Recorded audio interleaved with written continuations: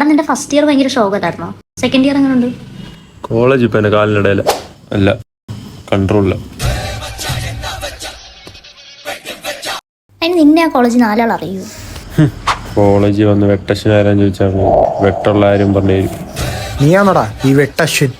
ആണെങ്കി എവിടാ നിനക്ക് വെട്ട്? അതിവിടെ വെച്ച് തന്നെ പറയണം. പറടാ. എല്ലാവർക്കും ഉള്ള അടുത്ത് തന്നെ.